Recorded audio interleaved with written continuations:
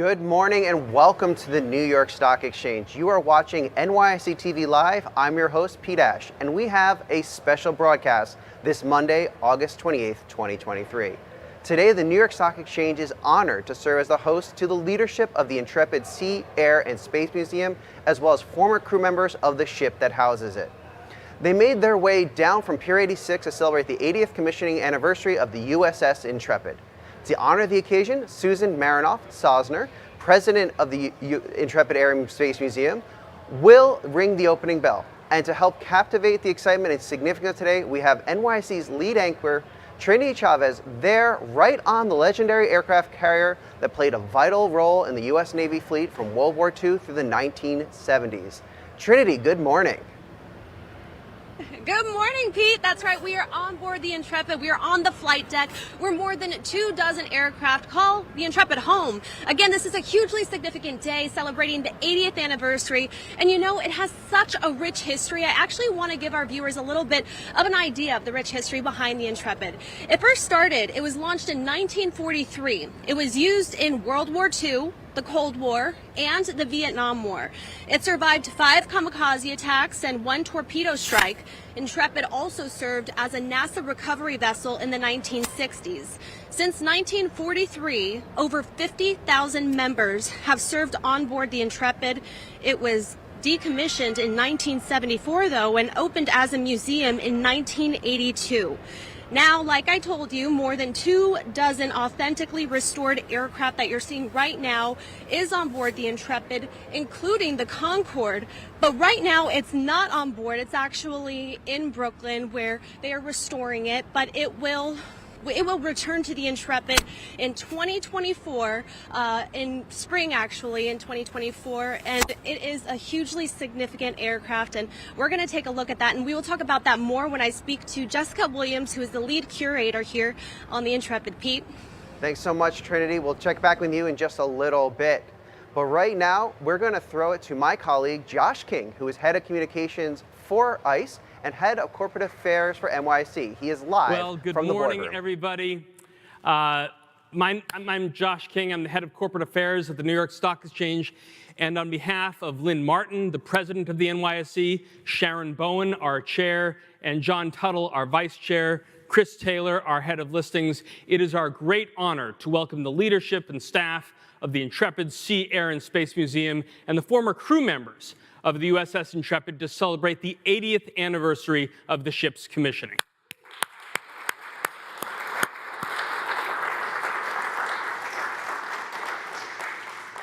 A lot of folks not in this room are responsible for all of us being here today. I want to acknowledge Bruce Mosler and Ken Fisher, your chair and co-chair of the Intrepid Museum. I want to talk about my friend Frank Bisignano and Tom Higgins of Fiserv, who reached out to me the other day and said, you know, they're celebrating the 80th anniversary of the commissioning.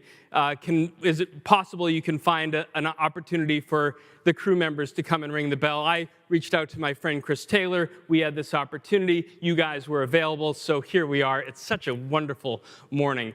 To Susan Marinoff-Sosner, who I just was catching up with, president of the Intrepid Sea Air Space Museum, you've been part of building this storied history for 20 years, fighting and winning the battles to keep her afloat and thriving, certainly longer than any crew member who has served aboard her in times of war and peace. Susan, congratulations.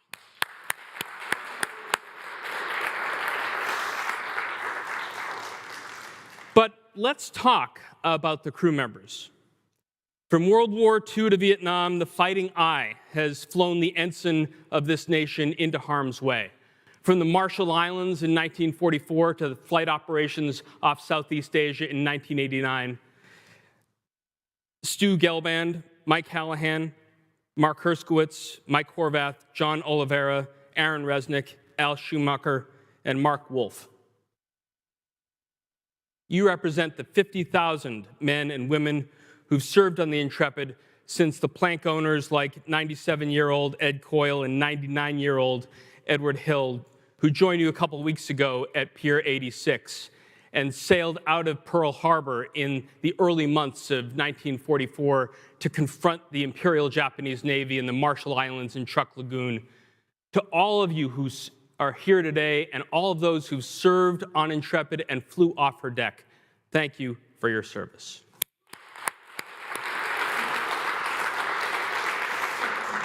You're the forebears of the future sailors and Marines who man the ships and our current and future Navy to confront new generations of threats from the Black Sea to the Taiwan Straits. And those include the 1,100 plebes of the class of 27 of the United States Naval Academy who 8 weeks ago took the oath to defend and support the Constitution of the United States, including my son, Midshipman Toby King.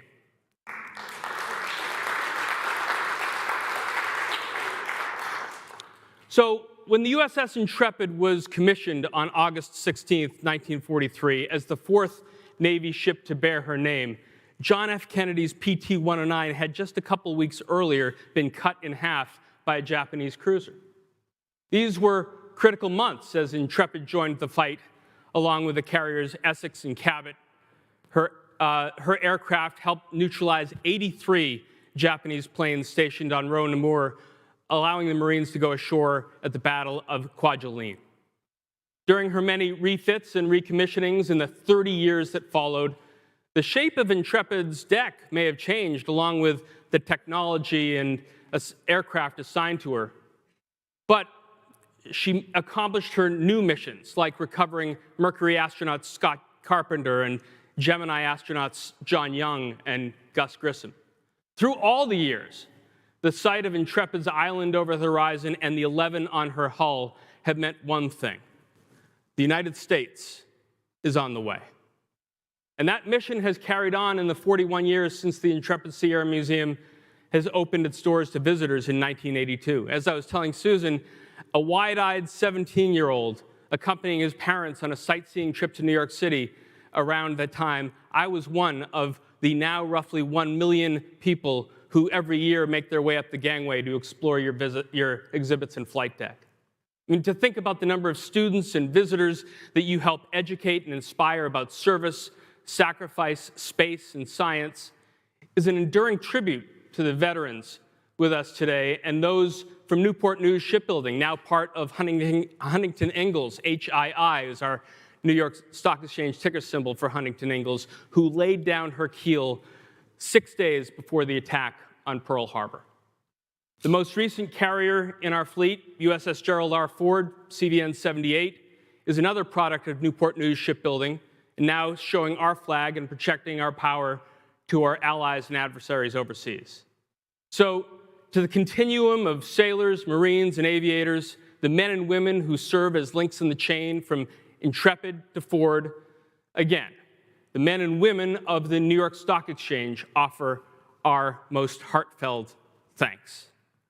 Susan Marinoff-Sosner, the floor is yours.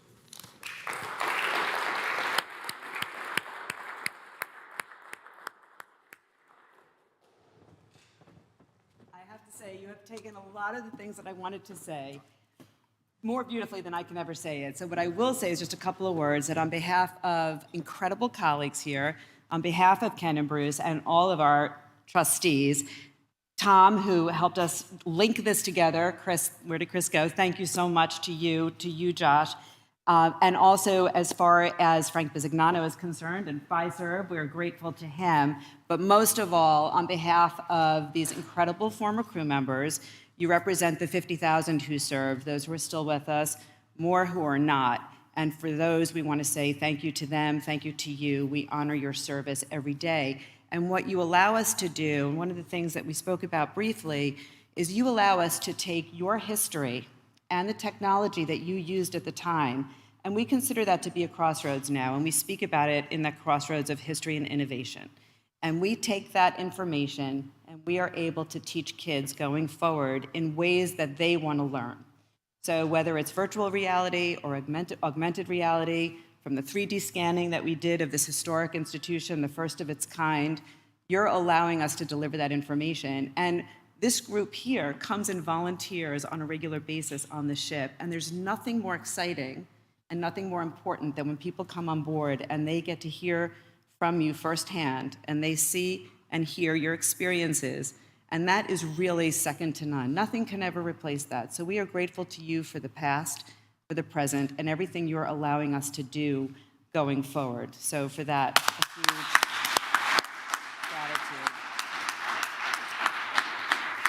So you mentioned 12 days ago was the 80th commissioning anniversary of the ship, and there's also just nothing more elegant and that raises that whole level of being able to say thank you than what you're allowing us to do here at the New York Stock Exchange and ringing the bell and honoring that moment. So again, thank you to you, to Chris, to everybody here at the New York Stock Exchange very much. Get it. Can I ask you one question before we move on? Because we have 15 minutes before we have to ring the bell, and all you guys need to get ship-shape to be able to do that. Not like, launching an A4 Skyhawk off a catapult, but it's hard, I mentioned Edward and Ed, your original plank holders who were with you last week, and we're doing a show on NYSE TV Live right now, so people are watching, and we're going to have representation of the Cold War and Vietnam up on the podium. But tell us a little bit about what it was like to welcome those 97 and 99-year-old sailors back. So Ed Coyne and Ed Hill, it was. It's overwhelming and it's heartwarming, and I will tell you that and we all know this, but we're losing them, right? Yeah. At a very fast rate. And so for the 70th and 75th, we had many more plank owners, and when I say many more, it was about a dozen. So the fact that there were two on ship with us that day was just extremely emotional, and of the greatest generation that set the pathway forward for all of us. It was just so heartwarming, and to be able to honor them, the applause were just enormous. So it was stunning. So thank you for that question. Thank you. So, Susan, stay up here with me for a second. I know you host many events around the year, and you have generals and admirals and presidents and prime ministers visiting, and usually they will present you in their thanks a challenge coin for all the work that you and your staff do. Here at the New York Stock Exchange, we have the mother of all challenge coins. Yes. On the front of it is the facade of our building, opened in 1903. And on the back of it, the buttonwood tree. You saw it in the video, under which our stock exchange was founded 231 years ago, May 17th, 1792. Susan Marinoff-Zosner, President, Intrepid Museum, opening bell ceremony, August 28th, 2023. That's beautiful. Thank you.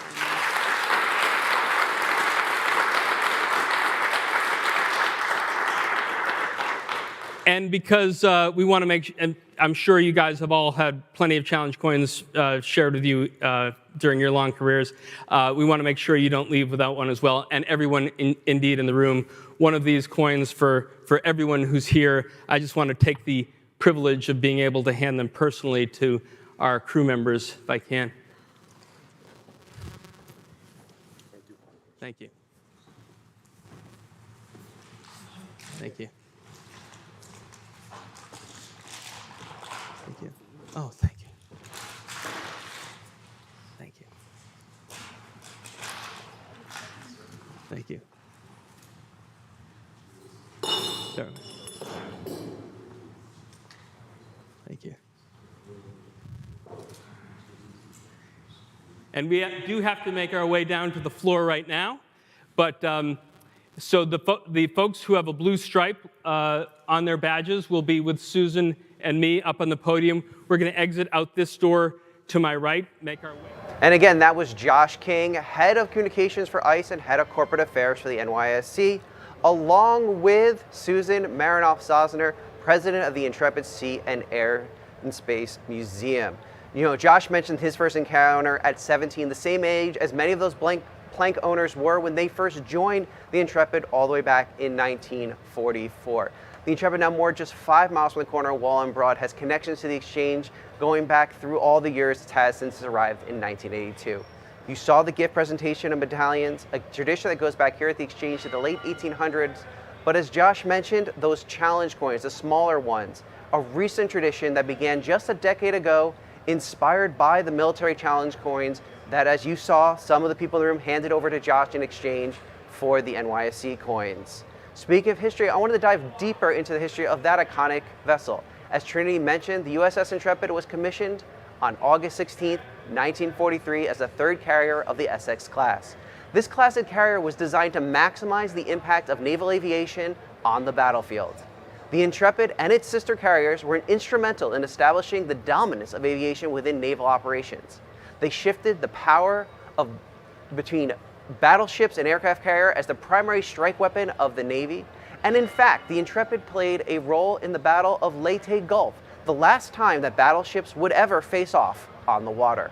Following the war, the USS Intrepid underwent extensive modernization, relaunching in 1954, transformed into a modern attack carrier capable of handling jet aircraft.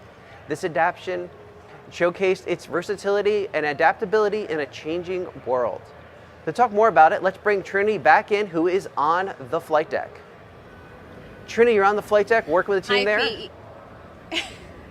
I am. I'm with the team here. It's, again, such an exciting day, celebrating the 80th anniversary, commemorating the past while celebrating the future. I mean, the Intrepid honors is sort of a centerpiece right now to the testament to courage, to determination, and never giving up to the over 50,000 people who served aboard the Intrepid. And actually, I want to talk a little bit more about the flight deck.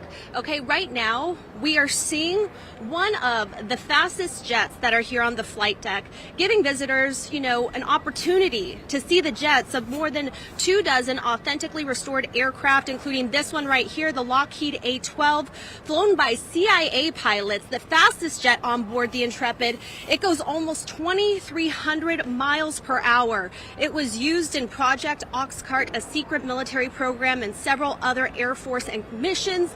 And it's 102 feet long with a wingspan of 55 feet.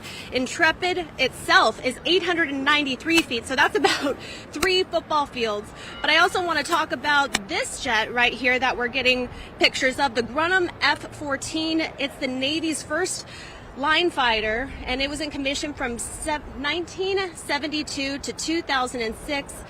And it's right next to the Grunham A-6C, the Intruder, and this was one of the world's first all-weather attacked aircraft.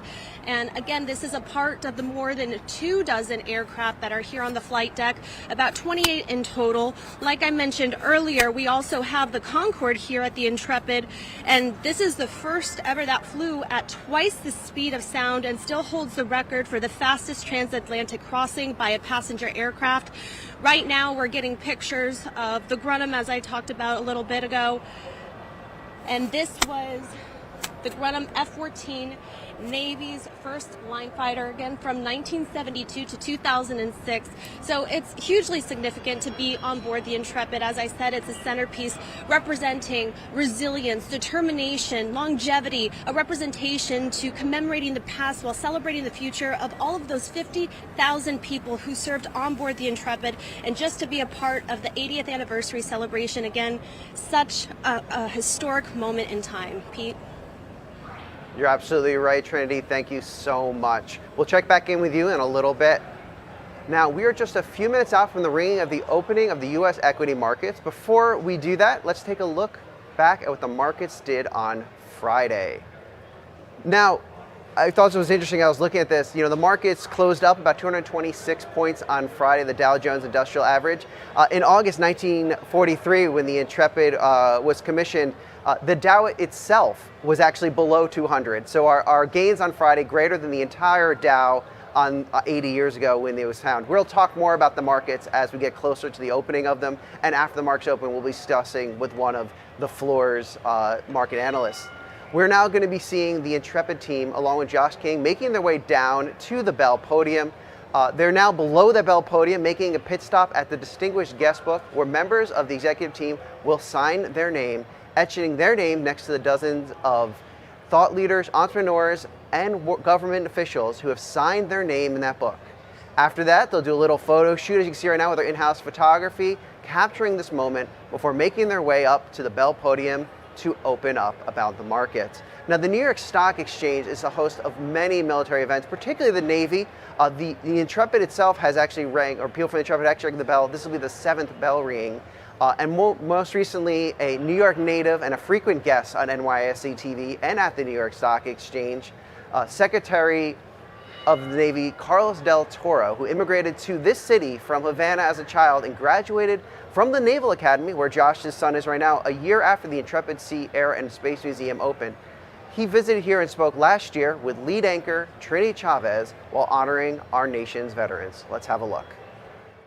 We really do respect the work that you've done, and we follow in your footsteps, and it's our responsibility to take care of our veterans as a nation. Carlos del Toro rose to the United States Naval Academy, oversaw that vessel as its first CO from construction through its sea trials. And on December 4th, 2001, Commander del Toro rang our opening bell, commissioned his ship that day, and then led the USS Bulkley into harm's way. 21 years later, we honor Secretary del Toro, the sailors and soldiers of the Navy and Marine Corps, and the roughly 18 million American veterans alive today who have worn our nation's uniform. I am joined here by Secretary of the U.S. Navy, Carlos del Toro. Mr. Secretary, how are you feeling? You just rang the closing bell. I'm feeling great, Trinity. To be here as Secretary of the Navy representing our Navy Marine Corps team on a day where we actually closed the markets 1,200 points up, doesn't get better than that. What would you say is the most important characteristic for someone to have to be a part of the Navy? Hard work, perseverance, integrity, conviction, those are all great attributes. And there is no better place to serve than our Navy Marine Corps team. And here I am today, having grown up in Hell's Kitchen as a poor, young Cuban American, and now Secretary of the Navy. It just doesn't get better than that.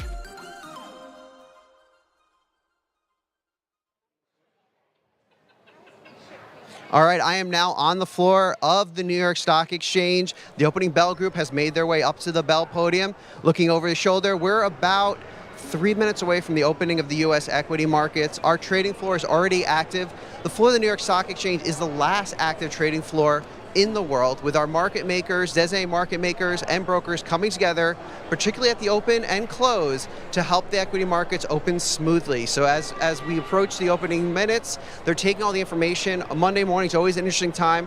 Lots of news over the weekend they have to adapt. Lots of news coming out of last week as the Fed making a big speech on Friday. We'll talk soon to Jay Woods from Freedom Capital about that, and really begin to make sure those stocks are ready to open. And to kind of step back, as you mentioned a little earlier, the New York Stock Exchange was founded in May 1792, right here on the corner of Wall and Broad. And since then, it's been helping companies raise capital, helping buyers and sellers come together, but also playing a crucial role in our country's defense and supporting the military. One of my favorite facts about the New York Stock Exchange is, in our 231-year history, we have only publicly supported 2 securities, both being U.S. bonds to support our efforts in World War I and World War II. As we just heard from Secretary of the Navy, Del Toro, he's made several visits down here. We've hosted 5 of the last Secretary of the Navy's here on the floor of the New York Stock Exchange. And as every year on Veterans Day, we have our closing for that. But as we head towards the opening of the markets, we came off an interesting week last week. It was, as we mentioned earlier, Friday with a 200-point gain, coming off 3 consecutive weeks of downs on that average. Be interesting to see as we head into the final week of the summer what will happen with the market. And as the opening bell group is again to get positioned on the bell podium, always an exciting time. Always, Josh King, our head of corporate affairs up there, explaining to the president of the Intrepid Sea, Air, and Space Museum what to do, that bell ringing, that 10-second countdown, announcing to our trading floor that the markets are opening, that trading can begin, and our designated market makers can begin opening up their stocks as needed, as important. So you'll hear that, behind me you can see the opening bell group. As we mentioned, there are several people who served on the Intrepid. Over the 50,000 people who served on Intrepid, there's about 10 here in our crowd today. They'll be getting loud, as will the rest of the trading floor. We like to make sure that the floor knows. So in about 15 seconds, I'm going to have to stop talking because everyone's going to start hooping and hollering and clapping, cheering on not just the opening equity market, but also the group from the Intrepid. They're on the bell podium celebrating that 8th anniversary. I'll be back after this.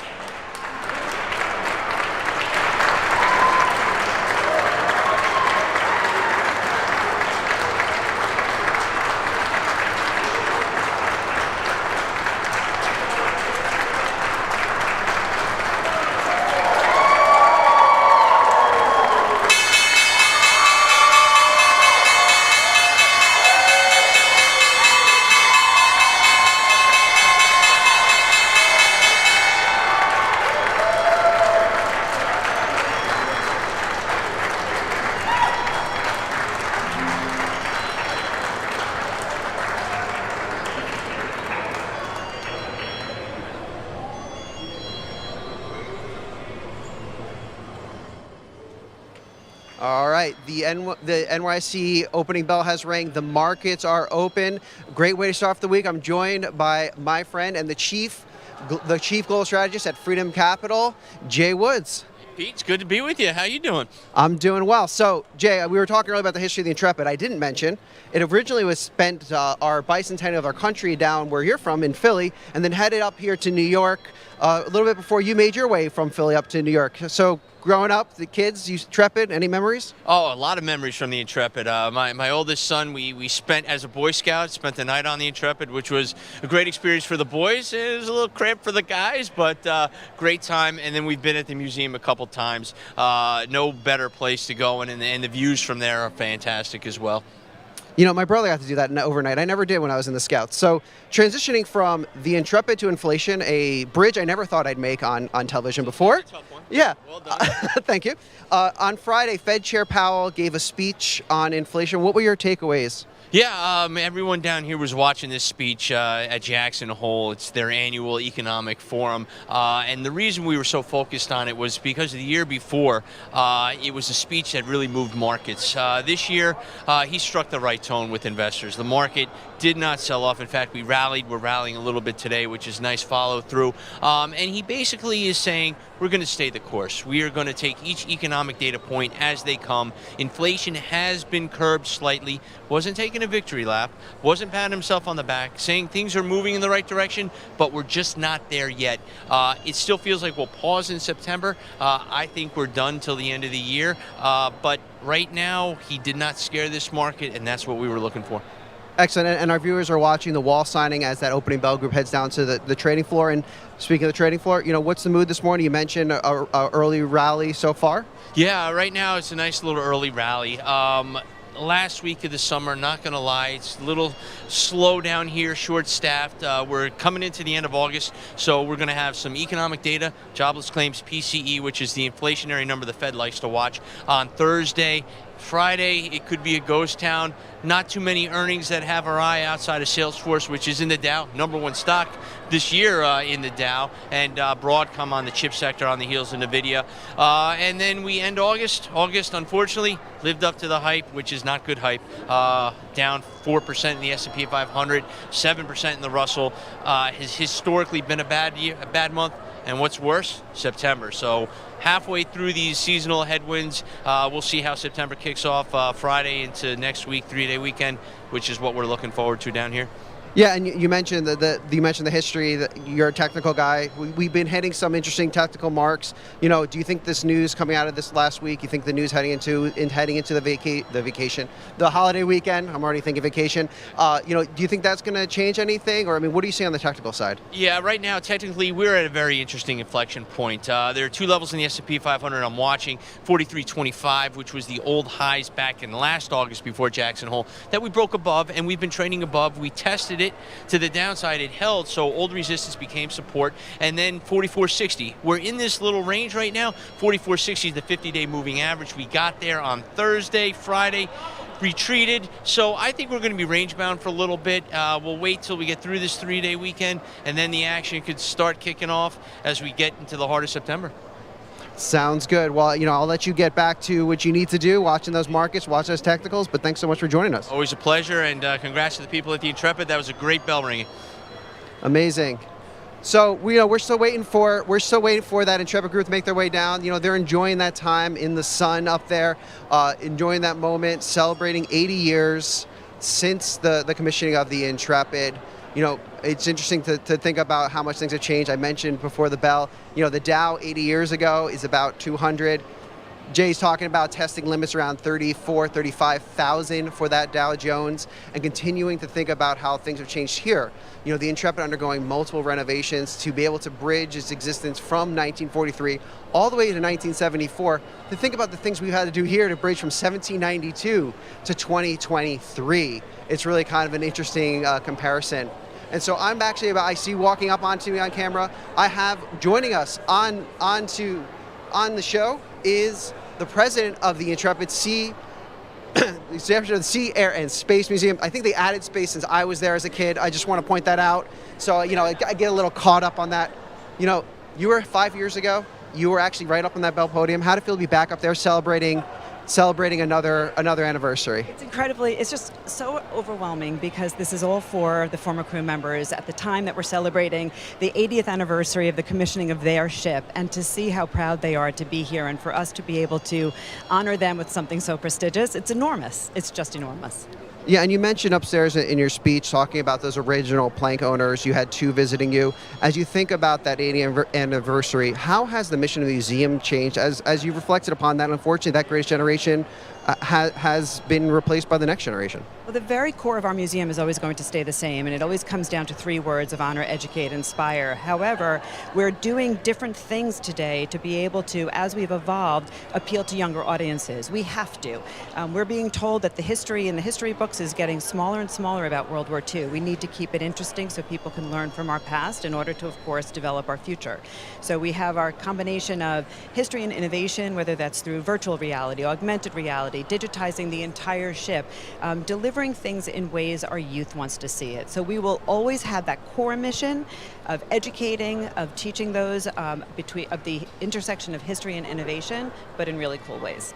Yeah, and I'm very fascinated to hear how you're educating, but also you have the reality of taking care of what is now an 80-year-old ship. I know that the Concorde is out for a year, getting a little bit of refurbishing. Can you talk about what goes into keeping the lights on in that place? The operations is enormous, and it's a huge part of what we do every day, of our budget every year. We have to keep everything from the hull sound to our aircraft that sits out in salt water safe and restored on a regular basis. Taking care of the ship is difficult, but we've also done very contemporary types of things, like we've put on a cogeneration plant on the ship, so we no longer have a heating and cooling tower that's inefficient outside. So there are ways that we're making our ship contemporary with its infrastructure so we can preserve the artifact and tell those stories forever. And think about that, we're now hearing rumors of another supersonic passenger jet. Obviously, space travel, the U.S. is going to return to the moon for the first time in half a century. Are you interacting with these kind of active astronauts, these active engineers, to learn for what your patrons have already known? Such a great question. Every day we are interacting with them. We actually have an astronaut, Mike Massimino, who is a consultant to us on a regular basis. But we're also opening up, for instance, an exhibit in March when we went to the moon. And it is so relevant as you're hearing about Russia and you're hearing about India and you're hearing about, of course, and know about our endeavor to, again, put people on the moon. We'll be talking about the past and bringing it all the way up to Artemis and the diversity on the moon and everything else. So we're we're doing everything we can do to connect that past to the present and to the future. And that's always what we have to do, again, to keep it relevant, to keep it interesting, keep us unique. Well, to let you connect with the audience out there, is there any final thoughts you want to share with your colleagues, your patrons, your donors, and also the crew members watching back home? Well, I appreciate that. I mean, first of all, we're so privileged to be here, so thank you for that. And everything that we do is really to honor our heroes, educate the public, inspire our youth. And if we can teach them history in these great, amazing, fun ways, I say come visit and learn all about it. Sounds good. Thank you so much. And you all back home, not right now you're watching, but this afternoon, go head down to the Intrepid, and we'll be back right after this.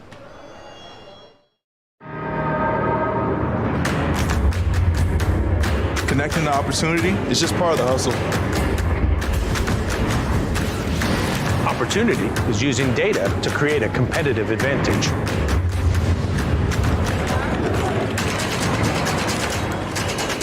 It's raising capital to help companies change the world. It's making complicated financial concepts seem simple. Opportunity is making the dream of home ownership a reality.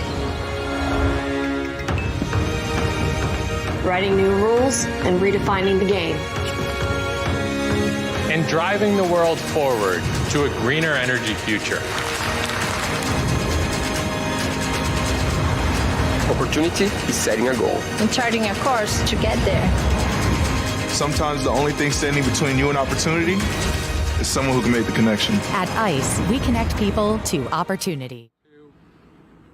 All right, I am joined now with Jessica Williams. She is the head curator here at the Intrepid. Jessica, good morning, and congratulations on the 80th. Thank you so much. Absolutely. So tell me about the significance and the emotions surrounding the 80th anniversary. You know, I have a great pleasure of meeting so many former crew members, but it's always powerful to have so many of them and their families on board at the same time. We see guys showing the ship to their children and grandchildren.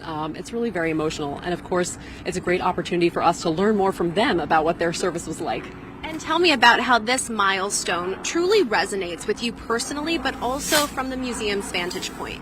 Well, you know, for me personally, I get the opportunity to meet people who I've never met before, learn more about the ship and their service, and also, you know, say hello and welcome people who we've already known. Of course, you know, every reunion that goes by, it can be bittersweet because there are many people that are no longer with us. And for the museum as a whole, it's a really wonderful opportunity for us to, again, gather more stories. We collected many interesting photos and artifacts, and all of these will help us tell Intrepid's story going forward.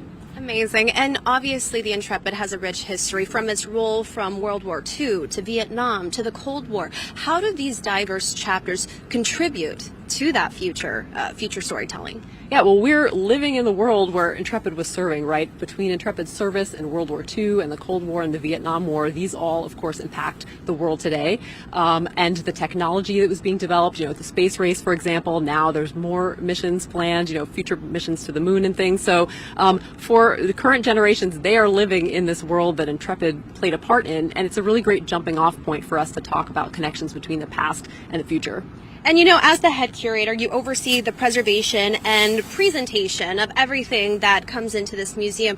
From your vantage point, how do you sort of combine both the history of the Intrepid along with just where you're going with the future, finding that balance between honoring the military the military aspect of it combined with the storytelling of the people who walk through this museum? Yeah, well, you know, the history of the ship, of course, is at the core of everything we're doing and all the technology represented by Intrepid and its aircraft. And how we connect with visitors often depends on how we're presenting those stories. So, for instance, we maybe want for certain stories to connect visitors with the human face, right, using oral histories from our crew members. We might want visitors to be able to engage with interactive exhibits, help learn about technology, or even just walking through the spaces on the ship to feel what it was like to serve on board. So we use all these different techniques to connect with people, you know, meet them where their interests are, and hopefully have them, you know, come away with a deeper appreciation of the ship. And speaking of where people's interests are, you have the Concorde obviously on board. Not right now; it's in the Brooklyn Navy Yard. But I mean, that's hugely significant to have such a piece of history here on the Intrepid, along with everything else. But I mean, when it returns in spring 2024, what's next for it?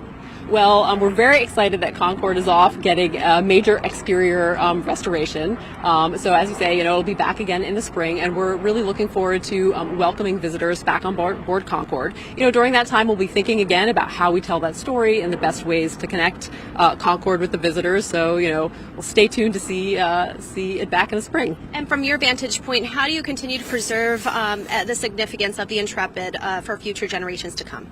Well, at the core of it is preserving the ship itself, building our collections as much as we can while we still have crew members to speak to and donate their collections to us. We're also always looking about making the museum experience accessible to all visitors. So how can anybody who comes here, or even people who can't physically come here, learn about the ship?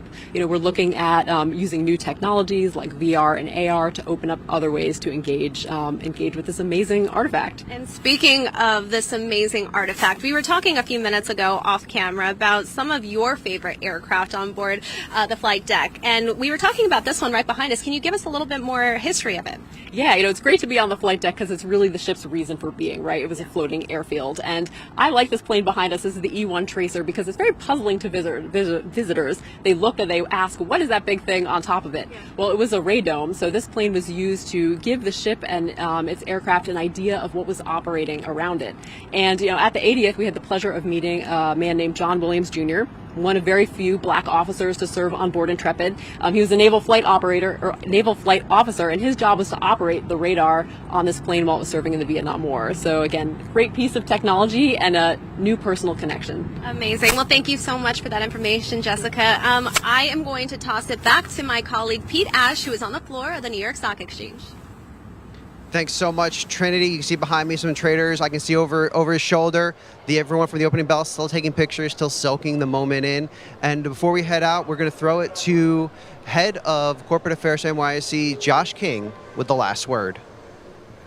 Thanks, Pete.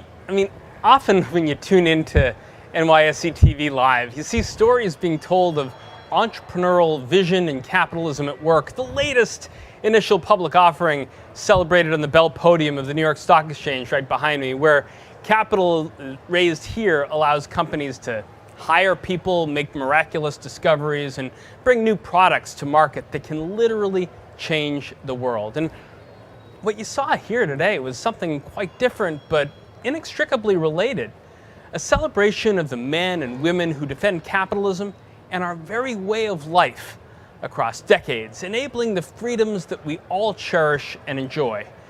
In this case, the 50,000 sailors and aviators who served aboard the USS Intrepid in the 80 years since her commissioning at Newport News Shipbuilding in 1943. And, you know, as I said in my remarks in our boardroom about 40 minutes ago, we honor those who served, and we're grateful for the ongoing work of the Intrepid Museum done by Bruce Mosler of Cushman & Wakefield, the chairman, and Susan Marinoff-Zosner, who you met her and her staff at Intrepid. But as an exchange that every day enables an innovation, our eyes are always squarely poised on the future and answering the challenges that the future offers. And that innovation is carried on by our 2,400 listed companies at the NYSE.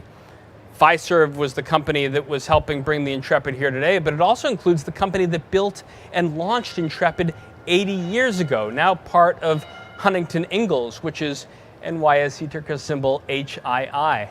They've got 43,000 employees, they got 4,000 suppliers, they have a 135-year history. They have 3 divisions that focus really on one mission: to protect peace and freedom around the world. And linked directly back to the men and women who laid down Intrepid's keel a few days before Pearl Harbor in 1941, HII's diverse workforce today includes skilled tradespeople, artificial intelligence and machine learning experts, engineers, technologists, scientists, and logisticians. If you peruse HII's website this afternoon, you'll read their latest news that a couple of days ago at their Ingalls shipbuilding yard in Pascagoula, Mississippi, the guided missile destroyer Ted Stevens, DDG-128, was christened by Catherine Ann Stevens, the wife of the late U.S. Senator Ted Stevens of Alaska, along with his daughters Susan Stevens-Kovich and Lily Irene Becker. Now, in addition to being the longest-serving U.S. Senator in history, the late Senator Stevens was distinguished as a pilot in the Army Air Corps in World War II, earning 2 medals for his service. And when his namesake, the Stevens, enters service with its Aegis Baseline 10 combat system, the newest Flight 3 Arleigh Burke destroyer in our fleet will conduct a variety of operations, from peacetime presence and crisis management to sea control and power projection well into the 21st century. In that way, from World War II to ensuring and maintaining open navigation of the seas, she offers a meaningful through line to the purpose in sending Intrepid into harm's way now 80 years ago. I'm Josh King. That's the last word. Together, we built something truly beautiful in the true iconic notion of what America is all about. This is our task, this is our mission. We have a clear focus and we have the ability to be agile and innovate. It takes years of dedication to get us to this milestone. It is all because of you. Never doubt that a small group of thoughtful, committed citizens can change the world. It is the only thing that ever has. To be a woman leader, it's not so easy, but it's easy if the passion and the love is coming from your heart. The New York Stock Exchange is the symbol of what America is all about. Potential of capitalism, the potential of an American dream. The only way you can move a society forward is a true expression of freedom.